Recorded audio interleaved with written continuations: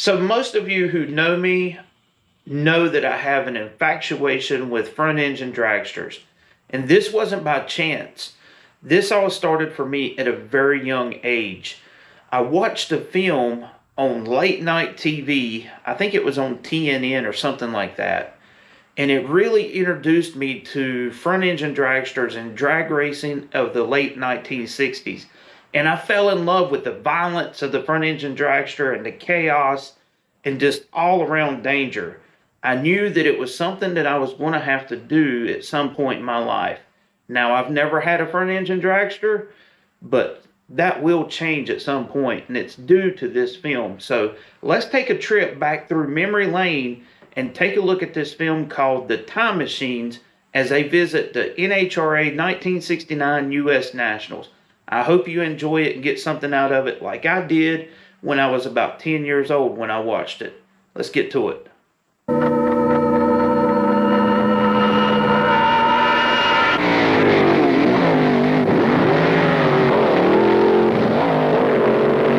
Drag racing. It's another dimension. Two cars dice for a quarter mile.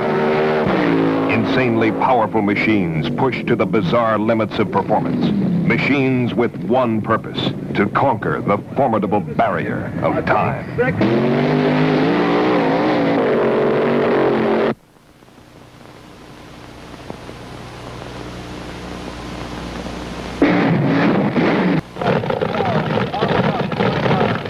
Labor Day at Indianapolis. The furious excitement of the National Drag Racing Championships. Professional driver Charlie Allen guides his monstrous machine toward the starting line to begin his personal battle against time.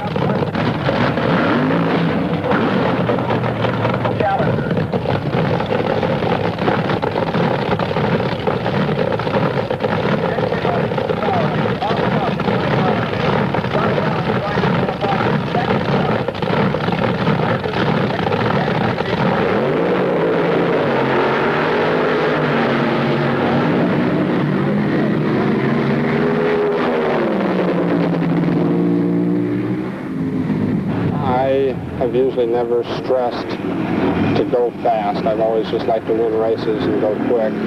But most of the cars now, to go quick, you're having to run close to 200 miles an hour or over 200 miles an hour most of the time. These cars, as you know, have a tremendous amount of horsepower. We've got about 1,600 horsepower, which is comparable to what they have in the field dragsters. And as you know, they're fiberglass body cars, so they look like stock cars. I think it's extremely exciting to drive one. It's been sort of an evolution with me.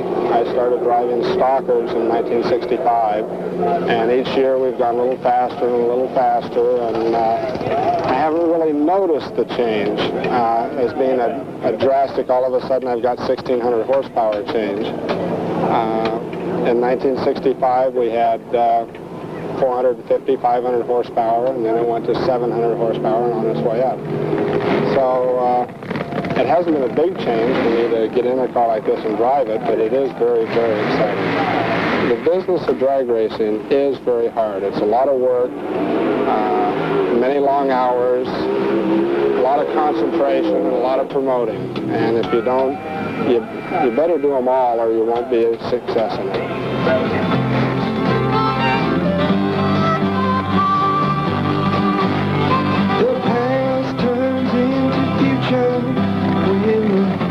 Light turns to green. I can make it happen in my time machine. Time's frozen by motion. Speed can almost make me blind. Heat inside my helmet nearly bends my mind.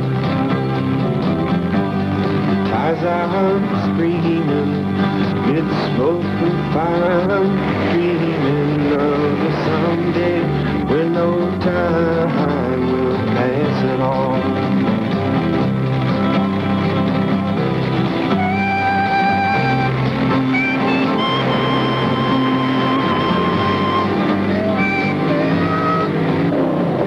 Indianapolis Raceway Park is little more than a strip of asphalt, cluttered with fierce, flame-belching automobiles, driven and maintained by men whose love affair with machinery is legendary.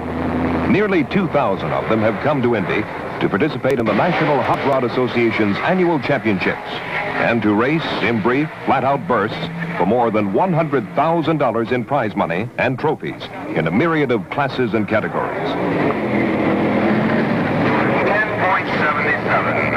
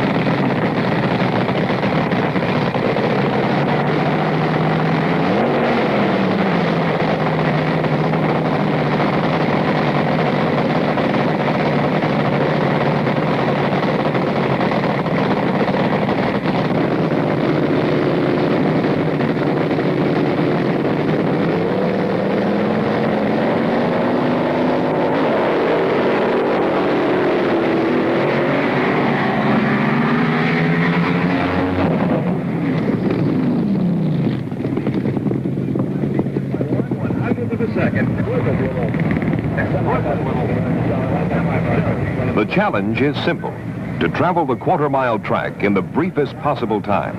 It is an exercise in raw horsepower, meaning that engines are stressed via supercharging, exotic tuning, and special fuels to the outer limits of durability, and sometimes beyond.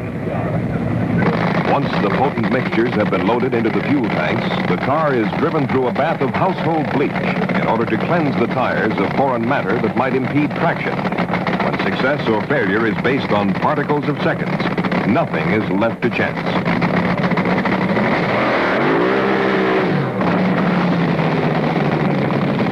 The competition is so fierce that many teams are driven to the use of volatile space-age fuels in their quest for power.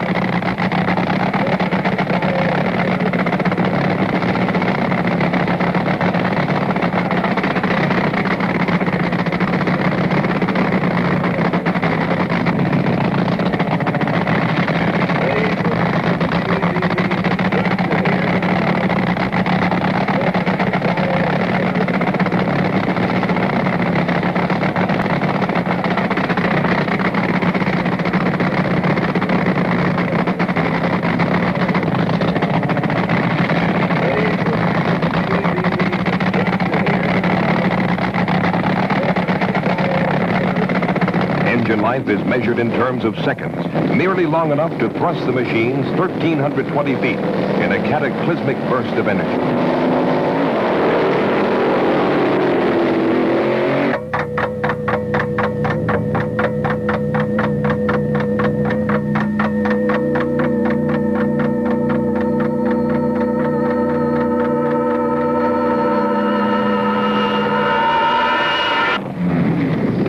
Under such extreme stresses, engine failure occurs with alarming frequency, often in a shower of flame. Although this driver escapes injury, similar mishaps take 2 lives at Indy and destroy thousands of dollars in expensive machinery. In a sport noted for its high standards of safety, the struggle against time reaches the outer limits.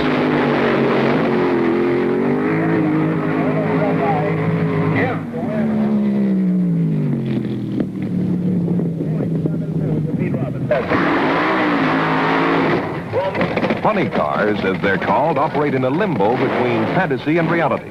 Externally, they resemble normal street automobiles, but their thin fiberglass shells cover sparse tubular frames and gigantic engines.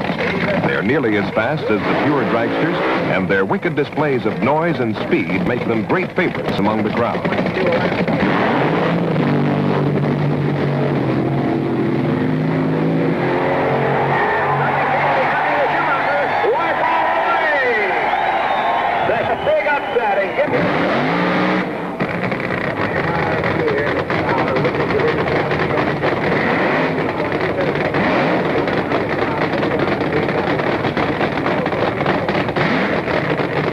A pair of cars and drivers work their way through the elimination round. One final race between a pair of California pros remains.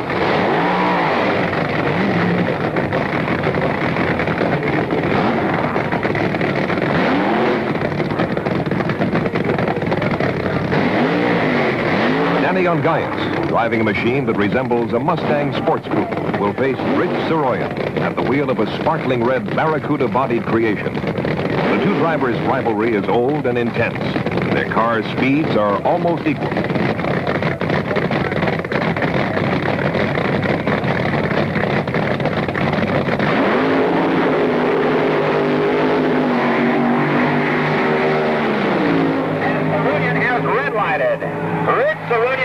The winner is Danny Ongayas. Mickey Thompson wins. Let's read the numbers. A lap time for Big John. Saroyan appears to win, but has left the line a millisecond early, causing his disqualification.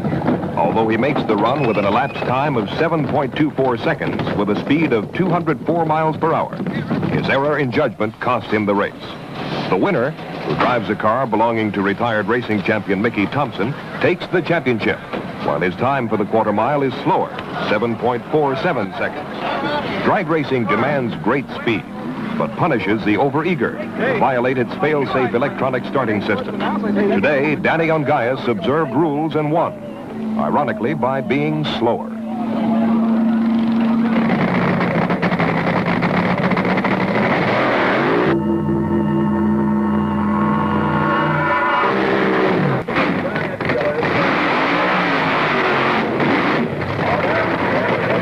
The backbone of drag racing is formed by the stock class automobiles, cars that closely resemble those driven on the street. Although slower than the dragsters, they face the same challenge, to run the quarter mile faster than the competition. While many of the stock class drivers are weekend amateurs, the men who dominate the action are full-time professionals. One such pro is a burly veteran named Dick Landy. I enjoy the super stock racing myself, and that's probably the biggest reason that I'm going to stick in it. I've been into funny cars, and I enjoyed them, but I enjoy the super stockers a lot more.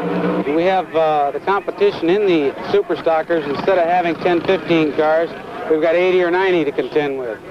The racing itself, I enjoy a lot more than I do the preparation. Let's put it that way. Preparation's a lot of hard work. Landy is knocked out of contention in an elimination round, while another top pro, Ronnie Sox of Burlington, North Carolina, moves into the final.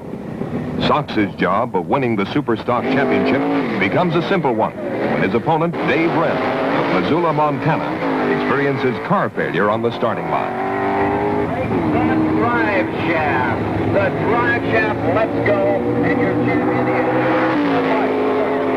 Sox and Martin, 10 points. While the racing goes on in spurts of noise on the track, the zany scene that is Indy flows in a colorful parade of flamboyant people and spectacular machines.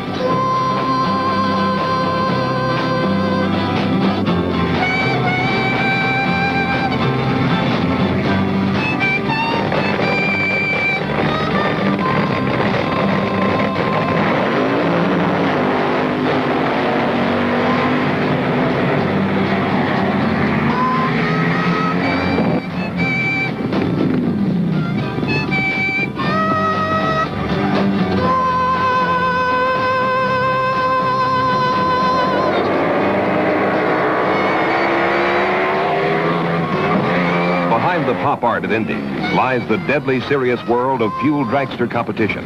Speeds over 230 miles per hour, brutal G-loads punishing his body, and the fearsome challenge of trying to control a machine that resembles a guided missile more than an automobile.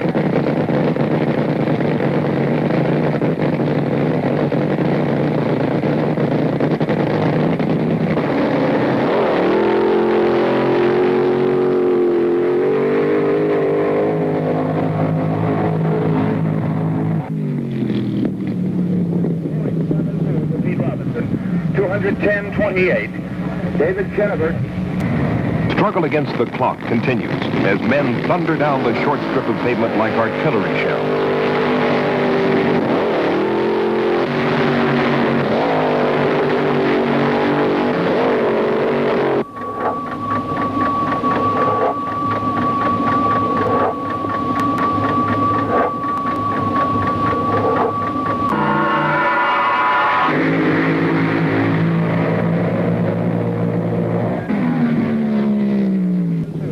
Time machines reduce racing to the most basic dimension. It is a flat-out proposition, without mercy for the opposition or one's equipment. Sometimes things break under this oppressive strain. In the semi-final race, Prudhomme wins, but destroys his engine in the process and appears through for the day. Frantic work by his crew, plus a slight reprieve due to a rain shower, give him time to install a replacement engine.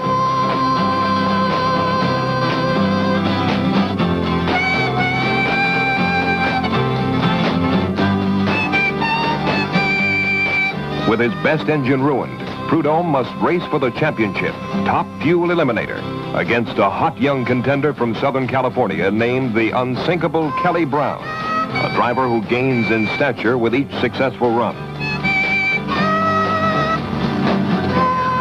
Before the big showdown comes, a pair of outlandish machines roll to the line to square off for the Super Eliminator title. Ron Ellis and his 1923 Model T-body dragster faces George Montgomery's supercharged Mustang in the championship run.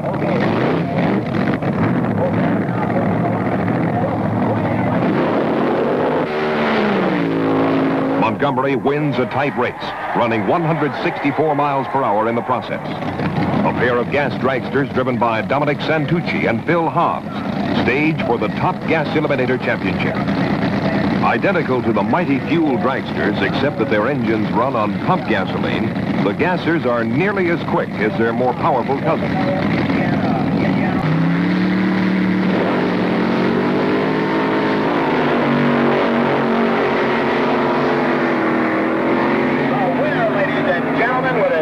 Santucci wins the title when Hobbs starts too soon and red lights.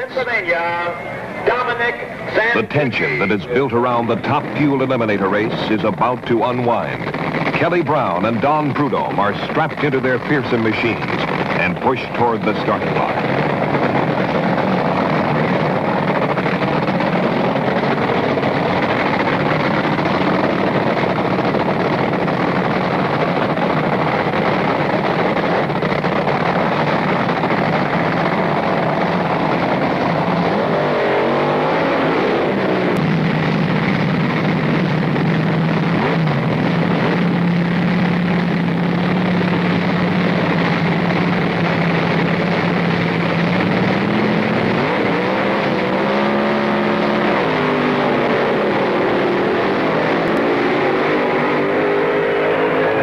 Cannot withstand the determined charge of Prudhomme, who wins a second Nationals crown. He streaks through the quarter mile in 6.51 seconds, hitting a top speed of 223 miles per hour. Elated at his victory, which looked so improbable in the face of his mechanical woes only hours earlier, Prudhomme celebrates with his crew and his opponent.